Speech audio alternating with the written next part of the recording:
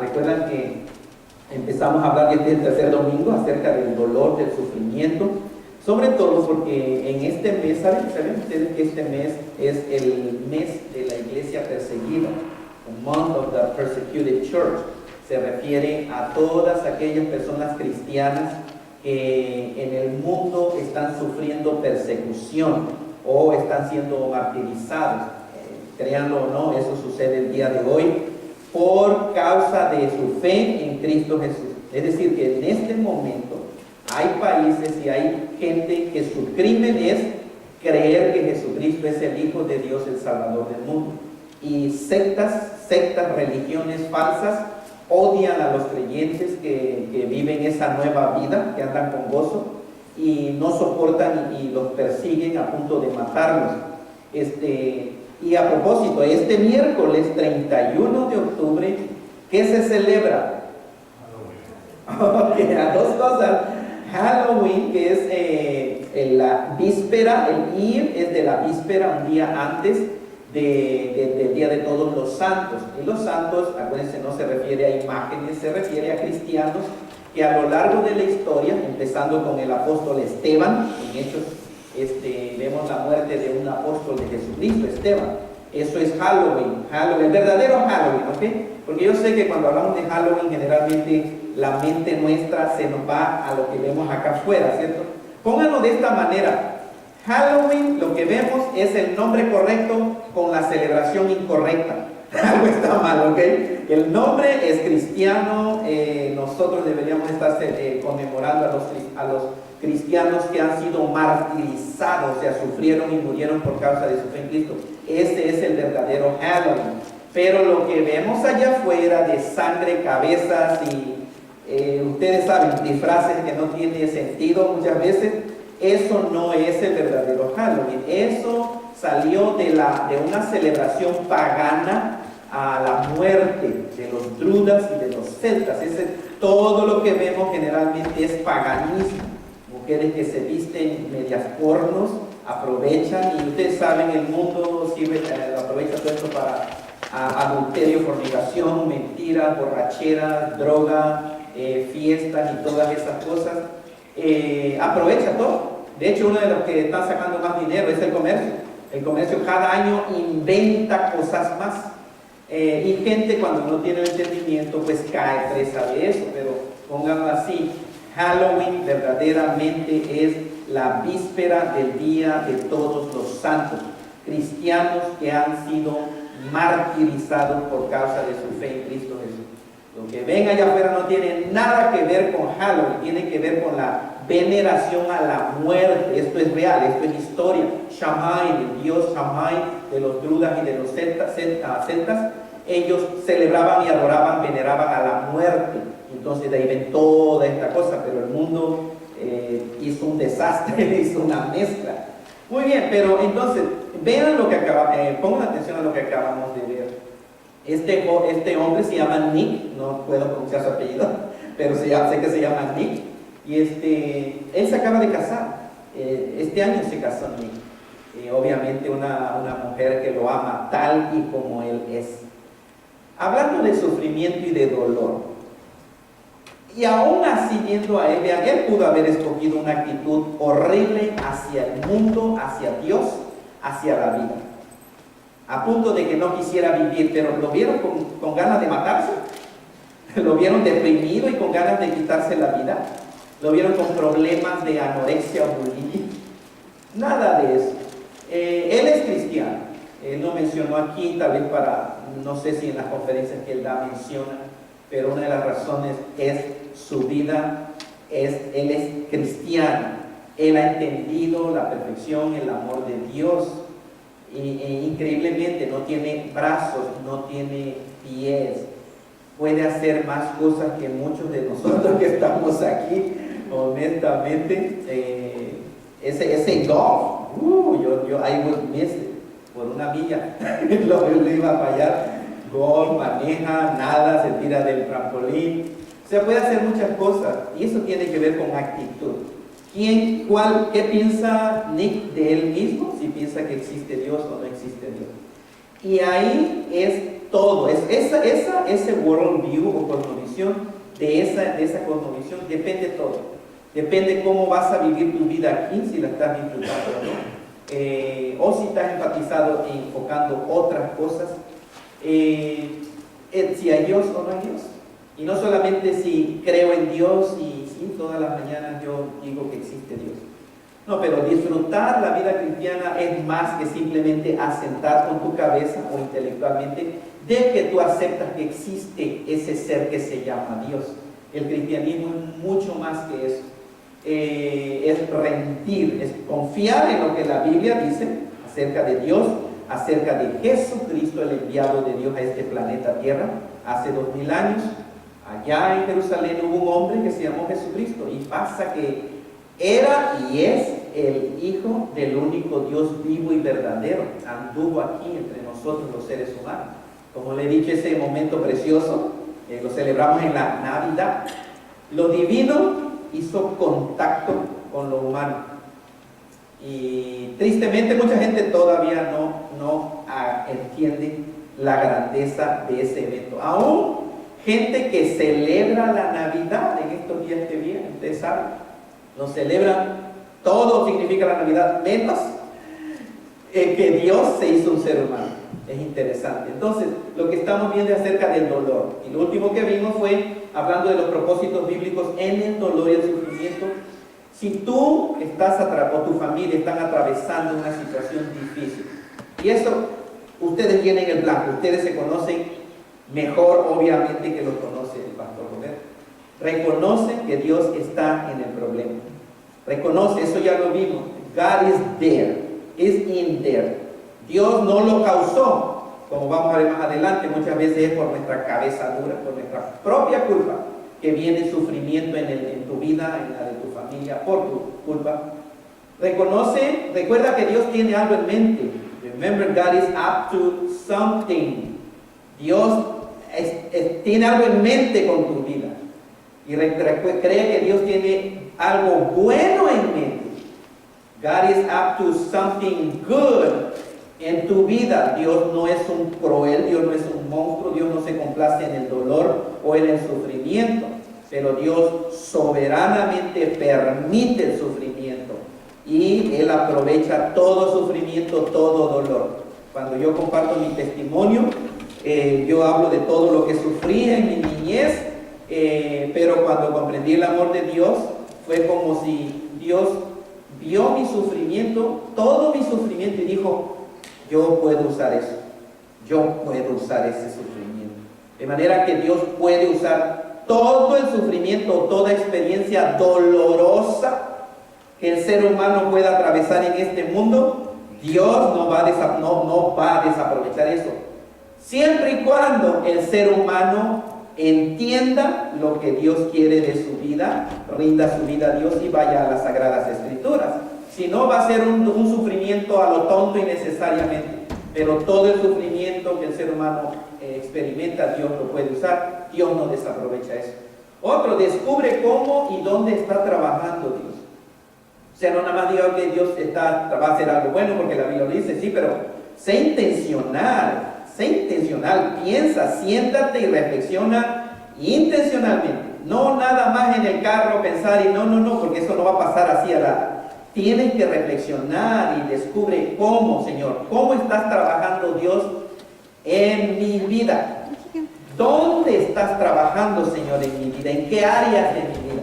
Envuélvete en lo que Él está haciendo. Sé participante, no nada más a la expectativa, participa, porque Dios tiene algo bueno para ti y espera buenos efectos. Lo otro que también vimos fue respuestas bíblicas de los hijos de Dios al sufrimiento, al dolor que vemos en el mundo o que experimentamos nosotros. Uno es: responde como un hijo de Dios sin importar cómo te sientas. El día de hoy vivimos en una sociedad que los sentimientos casi son Dios, son un diosito los sentimientos aquí. Nadie quiere sentir dolor. De hecho, la psicoterapia está dirigida a eliminar todo dolor. Cuando el dolor Dios lo quiere usar y lo puede usar y lo permite para nuestro propio bien, la medicina y la psicoterapia es no, que no sufra, elimínale esa señal, porque el dolor, acuérdense que es el megáfono de Dios, te está gritando Dios que tiene algo con tu vida, quiere algo contigo. Entonces, cuando se elimina, se apaga la voz de Dios, el megáfono de Dios, lo apagamos. Debemos de aprender a recibir lo bueno de Dios y lo malo que Dios permite en esta vida. No ser arrogantes y malagradecidos, solamente esperar que todo me vaya bien en la vida y enojarte con el mundo, con Dios o con la otra persona, solamente porque no te está yendo a la manera que tú quieres que te vaya. ¿Recuerdan quién sufrió dolor injustamente? Jesucristo. ¿Sabía Cristo lo que le esperaba? Claro que sí. Dijo, Padre, si es posible pase de mí esta copa. Y en otra ocasión dijo, Padre, si no puede pasar de mí esta copa sin que yo la beba, hágase tu voluntad. ¿Sentía dolor y miedo y todo Jesucristo? 100%. Pero Jesucristo ejercitó su voluntad. No actuó basado en cómo se sentía, como es el engaño de Satanás el día de hoy. Si no sientes ganas de hacerlo, no lo hagas. Y si sientes hacer eso, aunque sea prohibido, Dios no está correcto. Si sientes ganas, hazlo de todas maneras. Mentira de Satanás. El Hijo de Dios, verdadero Hijo de Dios, no vive por cómo se siente. Vive por fe en lo que las Escrituras dicen, en lo que la palabra de Dios enseña. Los sentimientos, si obedecemos al Señor, y para obedecer al Señor tienes que confiar en Él. Escuchen, hay dos maneras para obedecer a Dios. Una, que tú no confíes en Él, pero tienes que obedecerle porque si no te va a castigar en algo. No es nada agradable obedecer a ese Dios de esa manera, porque por eso vemos cristianos con cara de violín, ¿no? Bien amargados, porque hacen las cosas correctas con enojo en su corazón.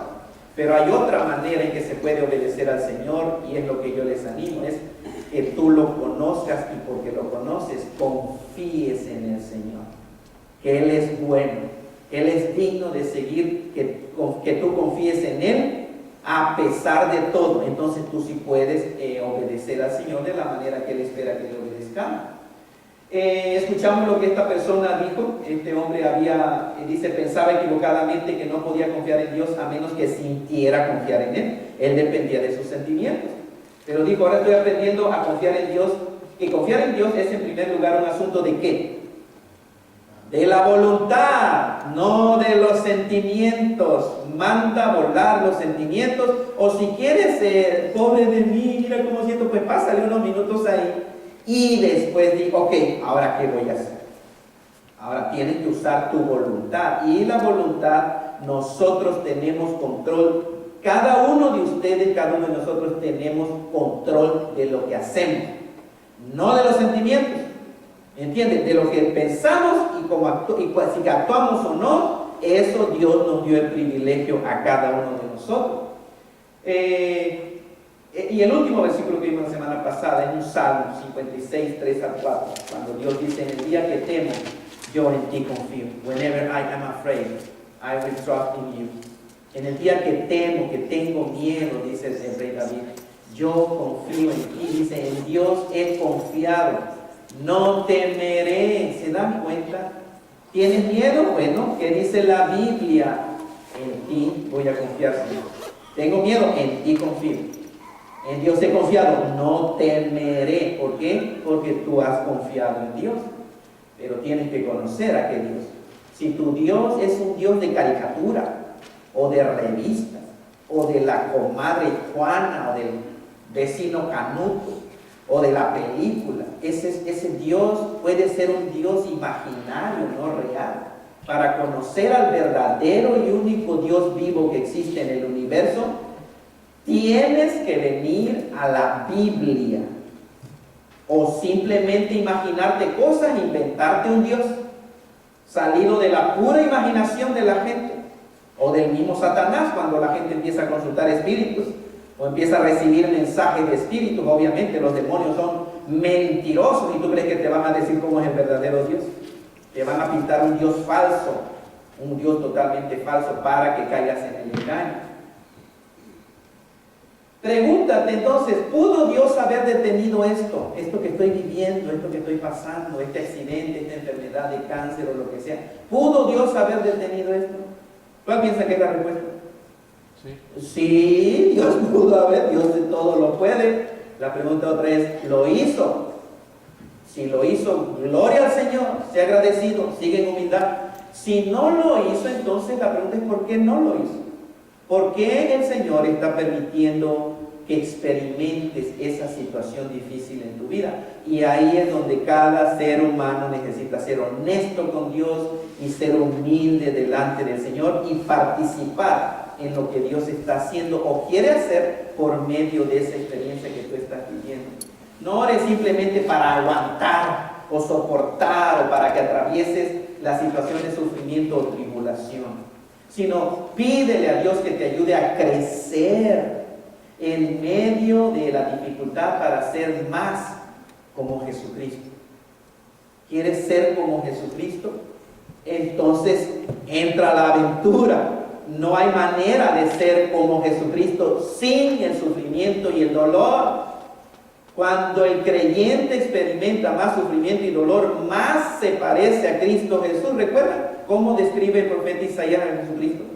Varón de dolores, experimentado en quebrantamiento. Ese es Jesucristo, el Hijo de Dios. Y Él siendo bueno, siendo perfecto, siendo santo, siendo puro.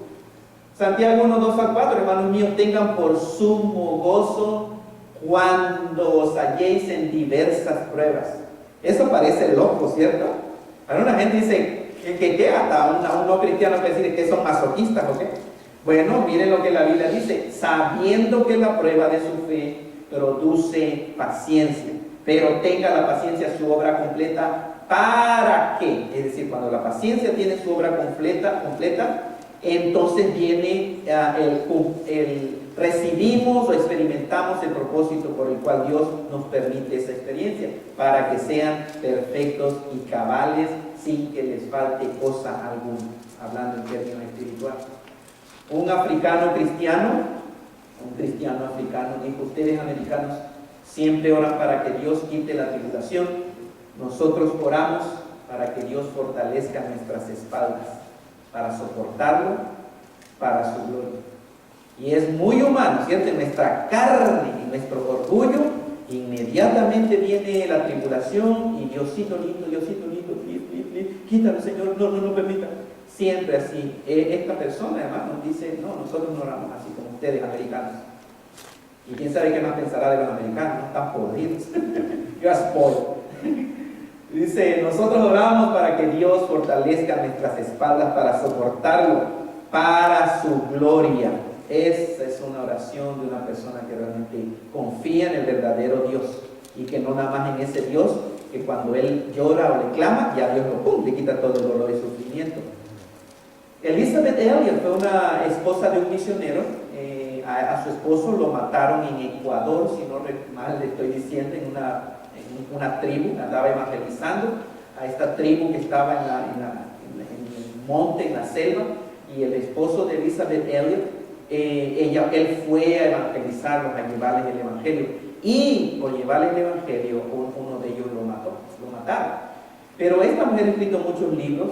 Existe la filosofía de la educación secular, que sostiene que el estudiante debiera ser permitido hacer su propio currículum de acuerdo a sus preferencias. Pero ella dice: pocos estudiantes tienen una base fuerte para hacer estas elecciones, no sabiendo qué tampoco conocen. Muchos estudiantes no saben qué tampoco conozco en qué cosa para hacer mi currículum. Dice: las ideas de lo que ellos necesitan aprender no solamente son muy limitadas, sino muy distorsionadas. Dice Elizabeth Elliot: lo que necesitan es ayuda de aquellos que saben más que ellos, los estudiantes. Y miren cómo lo aplica a la vida espiritual. En su misericordia, Dios no nos deja escoger nuestro propio currículum en este mundo. Su sabiduría es perfecta. Su conocimiento abarca no solo todos los mundos, sino los corazones y las mentes individuales de cada uno de sus amados hijos. Dios te conoce perfectamente bien. Entonces ella dice, con entendimiento íntimo de nuestras necesidades más profundas y capacidades individuales, Dios sabe lo que necesitas, Dios sabe lo que puedes hacer. Dice, Él escoge nuestro currículum. Dios escoge tu currículum. El currículo de Dios, dice, para aquellos que sinceramente quieren conocerlo y hacer su voluntad, siempre incluye lecciones que quisiéramos no tomarlas, pero están en el currículo de Dios. Y acuérdate, ¿quién sabe más? ¿Tú para escoger tu propio currículo o Dios que te conoce perfectamente? Es Dios quien te conoce perfectamente. Entonces acepta, ese es el currículo que Dios tiene para ti, acéptalo con la actitud correcta y la perspectiva correcta. Otras posibles razones por qué Dios permite el sufrimiento y las tribulaciones. Entonces viene una serie, y no sé si termine el día de hoy, pero una serie de posibles razones.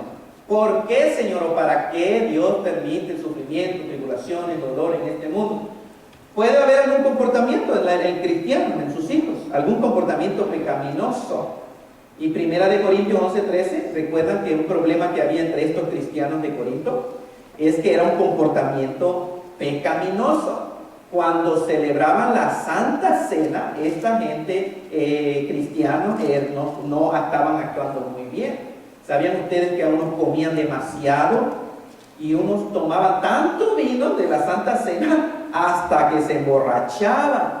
De hecho, muchos por ese mal comportamiento ya habían muerto y otros estaban enfermos por ese mal comportamiento. Entonces, una posible razón es, si el Hijo de Dios, acuérdense, Dios pone atención a sus hijos, y si te disciplina es porque eres hijo de Dios, porque Dios al que ama, disciplina. Dios al que ama, disciplina. Entonces, qué precioso, entonces estás recibiendo la disciplina del Señor porque tiene un mal comportamiento. Dale gracias a Dios porque te está tratando como un hijo de Dios, no como un bastardo o un hijo ilegítimo. No, Dios dice, Dios participa o va a hacer algo para cambiar el comportamiento, si hay un comportamiento pecaminoso. Y hay que tener cuidado aquí, porque recuerden a los amigos de Job. Los amigos de Job, todo le atribuían a que era culpa de Job. Y decían, un pecado, Dios no va a permitir esto en tu vida, a menos de que tú estás haciendo algo malo. Y obviamente no era verdad. Entonces aquí es que nosotros debemos tener cuidado cuando, sobre todo al juzgar que la otra persona está pasando eso porque tiene un pecado en su vida, un mal comportamiento. Otra posible razón es cómo disciplina a sus hijos. En Hebreos capítulo 12, si ustedes quieren ir o si quieren anotarlo, déjenme nada más leerlo. Hebreos, casi al final de la Biblia, antes de Santiago, capítulo 12, versículo 5, miren lo que el Señor habla acerca de la disciplina. Lo voy a leer, pongan atención. Y han olvidado la exhortación que como a hijos se les dirige diciendo, hijo mío, no menosprecies la disciplina del Señor, ni desmayes cuando eres reprendido por Él, porque el Señor al que ama disciplina y azota a todo el que recibe por hijo. Si soportas la disciplina, Dios, o sea, si estás siendo disciplinado, Dios les trata como a hijos. Porque ¿qué hijo es aquel a quien el padre no disciplina? Ahora es interesante porque esto está hablando aún de la familia aquí. ¿Qué hijo es aquel a quien el padre no disciplina? Bueno, es el papá que no disciplina a su hijo, lo está tratando como un bastardo, como un hijo ilegítimo, no como hijo verdadero. El padre que verdaderamente ama al hijo lo disciplina, de la misma manera que Dios hace con nosotros. Versículo 8. Pero si se les deja sin disciplina, de la cual todos han sido participantes, entonces son bastardos y no hijos. Por otra parte, dice, tuvimos a nuestros padres terrenales que nos disciplinaron y los venerábamos. ¿Por qué no debemos mucho mejor? ¿Por qué no obedeceremos mucho mejor al Padre de los espíritus y viviremos? O sea, si aceptamos la disciplina de nuestros papás cuando éramos pequeños, ¿por qué no vamos a aceptar la disciplina de nuestro papá? Es Dios, nuestro Padre Celestial. Versículo 10, ahora miren lo de los papás, la disciplina de los papás. Y aquellos ciertamente por pocos días nos disciplinaban, como a ellos les parecía. ¿Cierto, papá y mamá? ¿Cómo disciplinas tú a tus hijos? Como tú piensas que los debe de disciplinar. Así nos disciplinaron a nosotros, como a los papás les parecía. Dice, pero el Señor, para lo que nos es provechoso, para que participen de su santidad. O sea, si los papás cometen errores al disciplinar a los hijos, Dios no comete errores en disciplinar a sus hijos. En verdad, dice, es verdad que ninguna disciplina al presente, cuando la estás viviendo, parece ser causa de gozo. ¿Quién dice, yo estoy recibiendo, qué bonito la disciplina del Señor? Nadie dice eso. Dice, sino de tristeza. Pero después da fruto apacible de justicia a los que en ella han sido ejercitados. La palabra de Dios habla por sí sola, hermano. Como disciplina, Rick Warren, el autor de Una vida con propósito, dice, Dios usa el dolor para dirigirnos, corregirnos, inspeccionarnos, perfeccionarnos y protegernos. Gracias, Señor, por el dolor, porque eso, hermano, puede ser una manera en que Dios te está protegiendo. Hay dolor, es una luz roja que tienes que actuar, ¿cierto? Como cuando alguien se enferma, tiene algo, un dolor, una luz roja. Imagínate si no tuvieras dolor y tuvieras el mal dentro de ti, nada más te ibas a morir. Pero el dolor te dice, hay algo malo dentro de ti y necesitas actuar. Dios usa el dolor para protegerte. Otra posible razón, para mayor utilidad para su servicio. Dios permite eso para que podamos ser mejor, más eficientes. Vean, todo pámpano, dijo Cristo, que en mí no lleva fruto, ¿qué hace? Lo quitará. Y todo el que lleva fruto, ¿qué hace? Lo va a prune, en inglés prune, lo va a limpiar, como trim, cortar, para que lleve más fruto. Cuando alguien, una planta de lo que sea, está produciendo fruto, hay cosas que necesita ¿cómo se llama?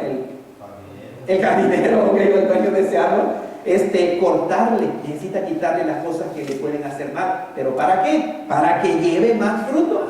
De hecho, ahora en el otoño tengo un arbolito de manzana que compramos bien pequeñito, ahorita ya está bien altote. Este año dio más de 200 manzanitas. ¿Saben cuántas comimos? Ni una, porque se murieron. Todavía no sé cómo evitar esas hormigas, hermano, y esos insectos que le meten, pero más de 200 manzanas. Ahora estoy preparado, ahora que se le caigan las hojas, los voy a prune, a trim, a cortar. Y cada vez que se corta, se le quita lo malo por medio de cortarle, va a dar más frutos. Segunda de Pedro, ustedes también, dice, poniendo toda diligencia por esto mismo, añadan a su fe virtud, a la virtud conocimiento, al conocimiento dominio propio paciencia, a la paciencia piedad, a la piedad añadan afecto fraternal, al afecto fraternal amor. Porque si estas cosas están en ustedes y abundan, no los dejarán estar cómodos. Qué tremendo, ¿no? Dios, hermano, qué directo el Señor con nosotros. No los van a dejar estar ociosos y sin fruto en cuanto al conocimiento de nuestro Señor Jesucristo. Créanlo o no, realmente hay gente en iglesias que está de ociosa y sin fruto, contrastado al ideal del Señor.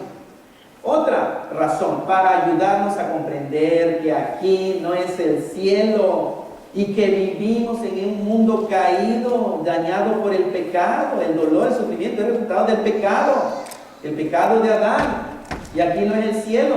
Por tanto, dice el Señor, no desmayamos. Antes, aunque nuestro hombre exterior, mírense su hombre exterior, cada uno, bueno, no se lo miren, mira el de tu compañero. Miren, el hombre exterior es el cuerpo, el body, el cuerpo. Se va desgastando. ¿Quién quiere modelar aquí? Se va desgastando el exterior. Dice, el interior, sin embargo, se renueva de día en día. Y miren qué precioso el apóstol Pablo cómo pone la tribulación en esta tierra. Porque esta leve tribulación momentánea, es decir, 100 años de vida aquí sufriendo en la tierra, comparado con la eternidad de Dios que nunca va a terminar, realmente es leve y es momentáneo, es nada prácticamente. Esta leve tribulación momentánea, ¿sabe qué es lo que hace con los cristianos? Produce en nosotros un cada vez más excelente y eterno peso de gloria. Señor, pero viene el día, Señor. Ya viene el día, Jesucristo. Vamos a estar cara a cara contigo. No va a haber llanto, no va a haber lágrimas, no va a haber tristeza, no va a haber dolor.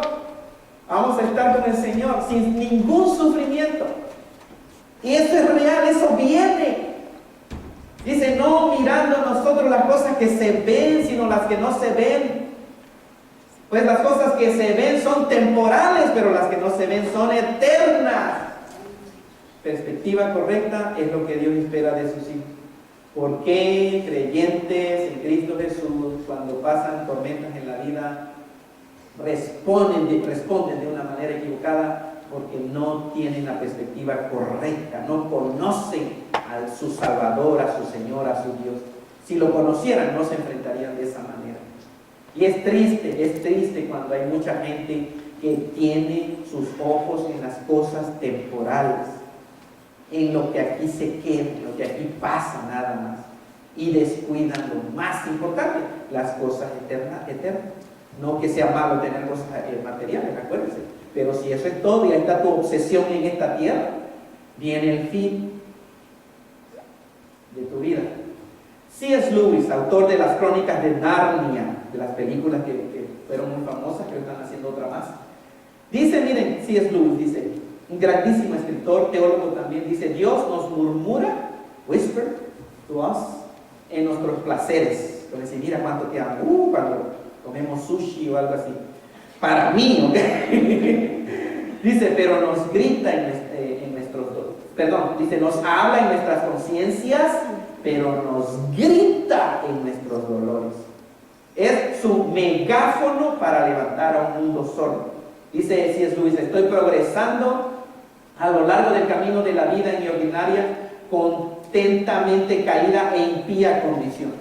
Absorbido, dice, en una alegre reunión con mis amigos para el mañana, o en un poco de trabajo que cosquillea mi vanidad, es de la vida diaria del ser humano.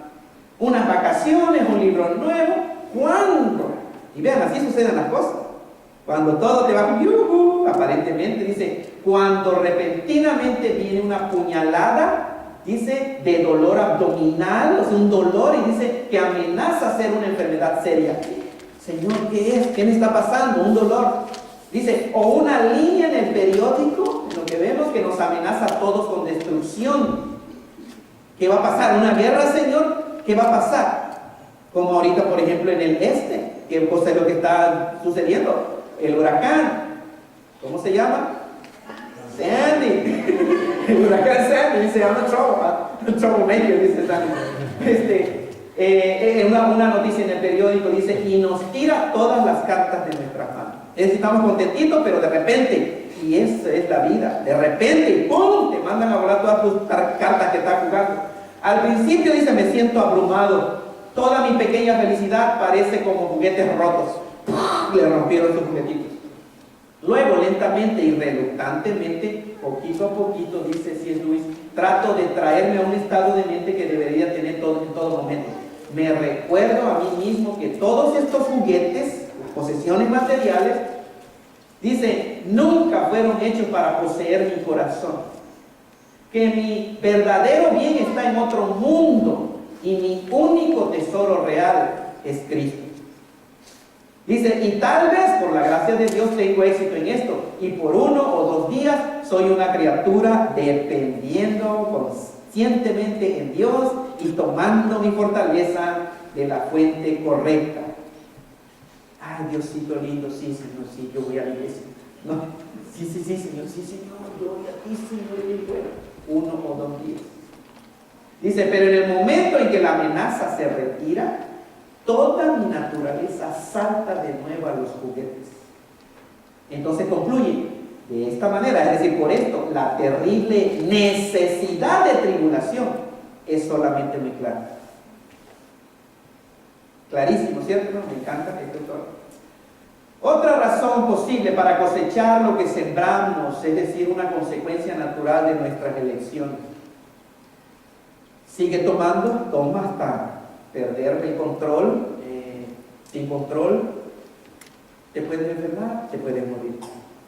Puedes causar miseria con tu esposa, con tus hijos, si tú eres la borrachita mujer, con tu esposo o con tus hijos. Si el hijo es el borrachito, el drogadicto, ¿cierto? Causa dolor, causa miseria, se hace daño. El fumar, honestamente, hermanos, a mí me aterra pensar el creyente que esté esclavizado a tal vicio del cigarrillo. El cigarro causa cáncer, ustedes lo saben, no es el pastor Roberto, no es científico, pero la ciencia está absolutamente convencida que fumar causa cáncer.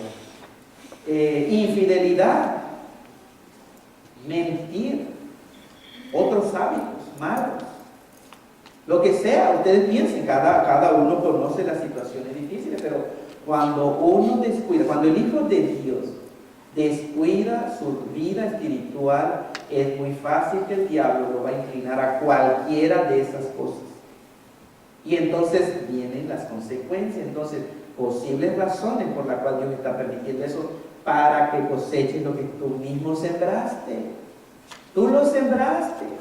Los padres muchas veces que maltratan a sus hijos, que los hacen exasperar, como Dios dice, padres, no exasperéis a vuestros hijos para que no se desanimen. Después reciben eso. Entonces ustedes llenen el blanco. Ya yo menciono esto, el Espíritu Santo los conoce a ustedes se conocen a sí mismos, pero lo que siembras en esta tierra lo vas a cosechar. Gálatas 6:8, no se engañen, a Dios nadie lo hace tonto. A Dios no te puedes burlar de Dios. Dice, Dios no puede ser burlado, pues todo lo que el hombre sembrare, eso también va a segar, a cosechar. Porque el que siembra para su carne, es decir, todos los ejemplos que vimos, alcohol, borrachera, infidelidad, lo que sea, el que se sembra para la carne, de la carne va a segar o a cosechar corrupción, porque otra cosa más puede uno segar o cosechar. Pero el que siembra para el Espíritu, cosas de Dios, del Espíritu va a cosechar vida eterna. Es decir, va a experimentar cosas que pertenecen a la vida de Dios. La versión Dios habla hoy dice, no se engañen ustedes. Nadie puede burlarse de Dios. Lo que se siembra se cosecha. El que siembra en los malos deseos, de sus malos deseos recogerá una cosecha de muerte. El que siembra en el Espíritu, del Espíritu recogerá una cosecha de vida eterna. Otra razón, porque Dios permite el sufrimiento y el dolor, para enseñarnos acerca de nuestra propia debilidad y causar que dependamos en Dios. Ya vimos ese pasaje, este es un nuevo pasaje, dice, porque hermanos, vean Pablo lo que vivió, el apóstol Pablo, el que escribió casi todo el Nuevo Testamento, grandísimo siervo, humilde, entregado al Señor, a Dios. Dice, porque hermanos, escribió esta carta a los hermanos de Corinto, no queremos que ignoren acerca de nuestra tribulación. ¿Qué les vino a Pablo? Ya lo que yo estaba con él. Tribulación que nos sobrevino en Asia. Pues fuimos abrumados, o sea, la tribulación no especifica qué, pero miren lo que vivieron. Fuimos abrumados sobremanera, más allá de nuestras fuerzas, de tal modo que aún perdimos la esperanza de conservar la vida. Entonces, a veces decimos, Dios no va a permitirte ser probado más de lo que puedes soportar. Eso no es verdad. Dios va a permitir que seas probado más de lo que tú puedes soportar. Cuando el apóstol Santiago habla de la tentación, Dios no te va a permitir ser tentado más de lo que tú puedes soportar. Juntamente con la tentación, Dios siempre tiene una salida. El caso es que la gente cierra la puerta y ignora la salida, pero de que hay oportunidad de salir, hay oportunidad de salir. Pero aquí está hablando de pruebas. Dios, miren lo que vivió Pablo, más allá de sus fuerzas. Ya pensaban que iban a morir, o sea, Pablo y los que estaban con él dijeron, hasta aquí llegamos, ya no vamos a salir con esto, viva de esto. Dice, pero tuvimos en nosotros mismos sentencia de muerte, así ya vamos a morir. ¿Para que qué, hermano? ¿Para qué? ¿Lo están leyendo? Biblia, palabra de Dios, para que no confiásemos en nosotros mismos, sino en Dios que resucita a los muertos. Dios es el Dios de lo imposible.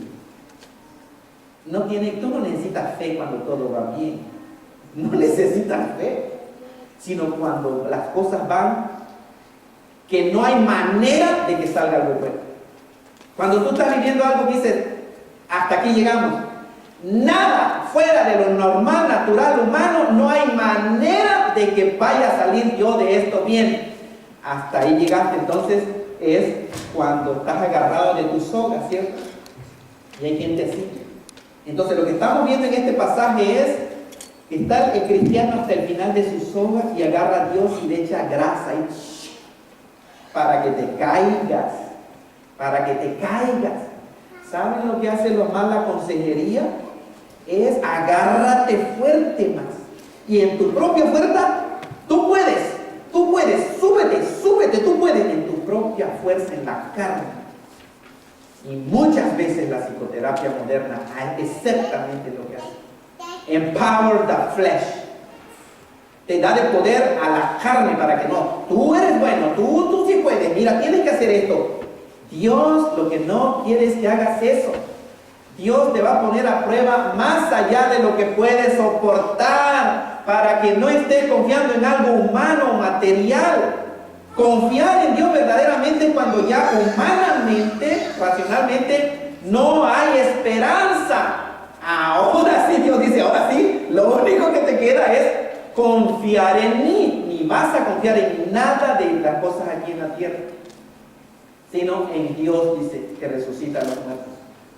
Otra posible razón, vea, por qué Dios permite el sufrimiento, para que comprendamos que hemos puesto nuestra esperanza en otra cosa, o la hemos dividido. Un poquito de Dios y un poquito de mis circunstancias, o otras personas, o otras mis posesiones. Dios no funciona así. Con todo mi corazón, platico con una persona que estoy ayudando espiritualmente.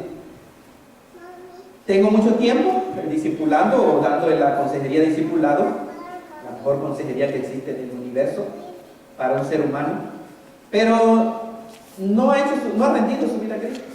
O sea, es Cristo, pero también las prácticas de mi religión. Y le digo, así no tienes esperanza.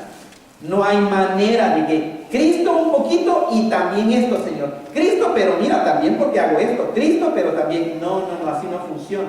Y Dios quiere mostrarnos, así no es lo que yo espero de ti. Nuestra fe debe estar solo en Dios y sus promesas.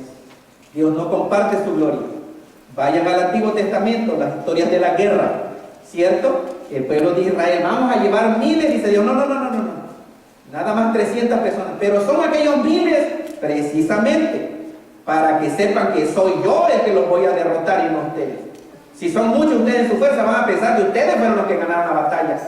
O sea, vamos a ir a lo imposible, unos poquititos con 100 o miles de personas, para que sea yo el glorificado y ustedes sepan que fui yo el que les dio la victoria y no ustedes.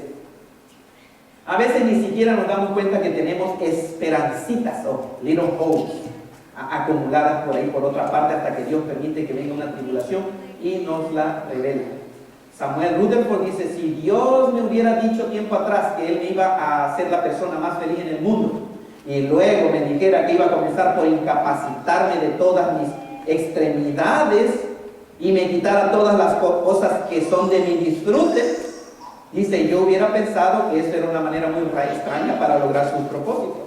Dice, y sin embargo, aún en esto se manifiesta su sabiduría. Porque si tú hubieras visto a un hombre encerrado en un cuarto, y esto es él, Samuel Rutherford, él, en un cuarto encerrado, idolatrando un juego de lámparas y regocijándose en sus luces, que guardaba tantas como quinqués o lámparas, era su obsesión, dice, y quisieras hacerlo verdaderamente feliz, tendrías que comenzar apagando todas sus lámparas y luego abrir las persianas para permitir entrar la luz del cielo. Está con las lamparitas ahí, la mechita, No, abre las persianas. Realmente la luz verdadera es Dios. Y John Piper dice, oh, cómo oro que cuando Dios en su misericordia comience a apagar mis lámparas, yo no maldiga al viento. Piensen en eso, hermano. Tu lamparita ahí. Y se apaga la lamparita. ¡Ah, el viento! ¡Ay! Dice, no, en su misericordia dice, yo no maldiga al viento. Entienda que la está apagando. ¿Sabes quién está apagando tu lámpara? Es Dios. Deja de confiar en esas cositas. Para agrandar nuestra apreciación de su suficiencia. Pero tenemos este tesoro en vasos de barro para que la excelencia del poder sea de Dios y no de nosotros. Dios es el soberano, Dios es el que merece la gloria, no nosotros. Para probar y fortalecer nuestra fe también, en el cual ustedes se alegran, dice Pedro, aunque por ahora, por un poco de tiempo, si es necesario, tengan que ser afligidos en diferentes pruebas, diversas pruebas.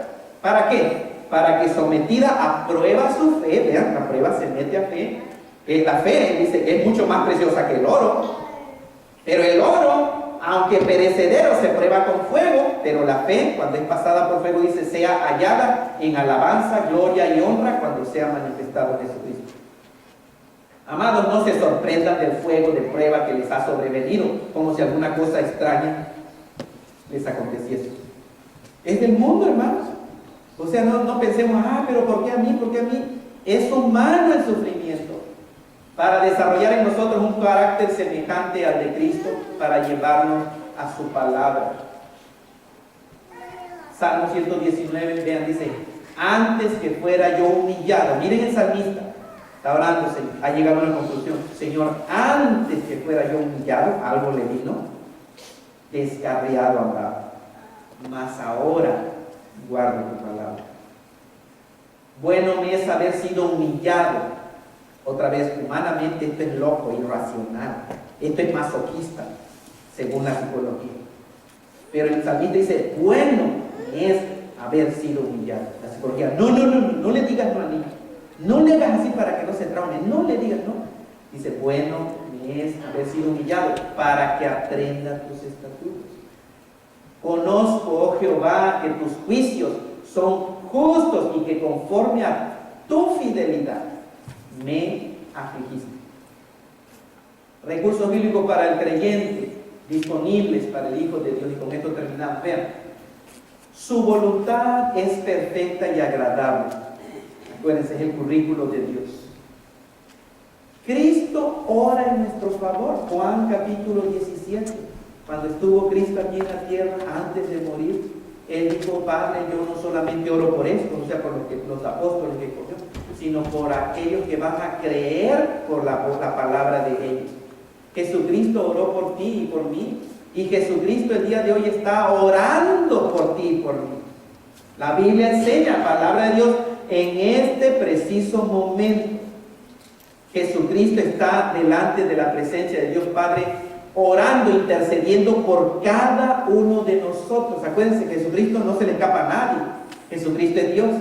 Y Señor, por Roberto, Padre, por mi hijo Roberto, por María, por Lupe, por Raúl, por Juan, por el que sea, oro, Señor. Está intercediendo a nuestro favor. Su Espíritu Santo vive en sus hijos, en los hijos de Dios. Tienes que haber experimentado el nuevo nacimiento. Si no has nacido de nuevo, no está el Espíritu Santo dentro de ti. Entonces no puedes ser consolado por el Espíritu de Dios si tú no tienes viviendo dentro de ti el Espíritu de Dios. El Espíritu de Dios solamente se recibe por medio de Jesucristo cuando la persona llega al final de la soga y rinde su vida total únicamente en Cristo y su todo suficiencia. No en Cristo, pero mi religión, no, así no se recibe el Espíritu Santo. Su gracia es suficiente. ¿Recuerdan que Pablo, el aguijón que tenía, y le pidió cuántas veces Pablo al Señor que le quitara ese aguijón? 3 veces le he pedido, Señor, quítalo, Señor, por favor, quítalo. Las 3 veces el Señor le dijo lo mismo. No, Pablo, bástate mi gracia, porque mi poder se perfecciona en lo débil. Y Pablo dijo, entonces con más razón me voy a gozar o a regocijar en mis tribulaciones, en mis debilidades, para que repose sobre mí el poder de Cristo. Porque cuando soy débil, entonces es que soy fuerte. El hombre que dice yo puedo, eres la persona más débil. Give it a try. Give it a try. Trátalo. Tú puedes. Y es como Dios dice, ok, hijo, go ahead, hágase tu voluntad. Acuérdense que hay nada más dos personas, los que le dicen, Señor, hágase tu voluntad, o a los que el Señor le dice, pues hágate tu voluntad. Go your way. El cielo es nuestro hogar y es seguro. Recuerden, aquí no es el cielo todavía. No esperen el cielo. No, aquí no es el cielo. Podemos, es un destello nada más de la gloria del Señor cuando Cristo vive dentro de nosotros. Pero el cielo todavía viene. Y además, Cristo viene pronto. ¿Sabían eso? ¿Sabían que Jesucristo viene pronto? ¿Sabían ustedes que Jesucristo, el Hijo de Dios, regresa a este mundo una vez más? Hace la primera venida de Cristo a este planeta Tierra sucedió hace más o menos 2000 años.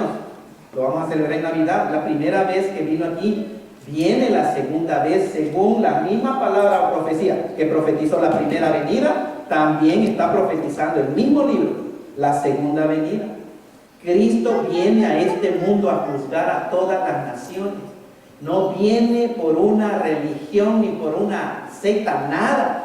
No viene por un nombre. A ver, tú eres bautista, tú eres de la Iglesia Evangélica Libre, tú eres pentecostal. Entonces, Cristo viene única y exclusivamente a llevarse con Él a aquellos que mandaron a volar su religión y sus buenas obras y su dependencia en ellos mismos y rindieron sus vidas solamente a Cristo Jesús, a su obra y a su persona, lo que Él hizo por nosotros.